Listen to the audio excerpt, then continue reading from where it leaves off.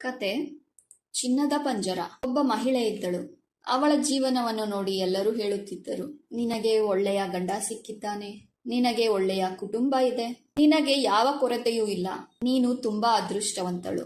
ಹೊರಗಿನಿಂದ ನೋಡಿದರೆ ಅವಳ ಜೀವನ ಪರಿಪೂರ್ಣವಾಗಿ ಕಾಣಿಸುತ್ತಿತ್ತು.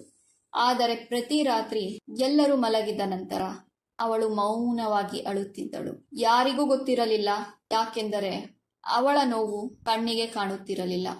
ಅವಳು ಒಂದು ಪಂಜರದಲ್ಲಿ ಸಿಲುಕಿದ್ದಳು. ಆ ಪಂಜರ ಕಬ್ಬಿಣದಿಂದ ಮಾಡಲ್ಪಟ್ಟಿರಲಿಲ್ಲ.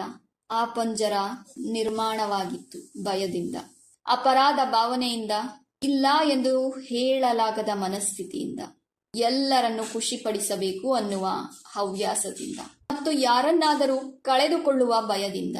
ಪ್ರತಿದಿನ ಅವಳು ತನ್ನ ಫೀಲಿಂಗ್ಸ್ ಅನ್ನು ಸಪ್ರೆಸ್ ಮಾಡುತ್ತಿದ್ದಳು, ತನ್ನ ಡ್ರೀಮ್ಸ್ ಅನ್ನು ಮುಂದೂಡುತ್ತಿದ್ದಳು, ತನ್ನ ಹ್ಯಾಪಿನೆಸ್ ಅನ್ನು ಸ್ಯಾಕ್ರಿಫೈಸ್ ಮಾಡುತ್ತಿದ್ದಳು. ರಿಲೇಶನ್ಶಿಪ್ ಉಳಿಸಿಕೊಳ್ಳೋಕೆ ತನ್ನನ್ನೇ ಕಳೆದುಕೊಳ್ಳುತ್ತಿದ್ದಳು. ವರ್ಷಗಳು ಕಳೆಯಿತು. ಒಂದು ದಿನ ಅವಳು ಕನ್ನಡಿಯ ಮುಂದೆ ನಿಂತಳು ಮತ್ತು ತನ್ನನ್ನೇ ಕೇಳಿಕೊಂಡಳು, ನಾನು ನಿಜವಾಗಿಯೂ ಬದುಕುತ್ತಿದ್ದೀನಾ ಅಥವಾ ಕೇವಲ ಎಲ್ಲರ ನಿರೀಕ್ಷೆಗಳನ್ನು ಪೂರೈಸುತ್ತಿದ್ದೀನಾ?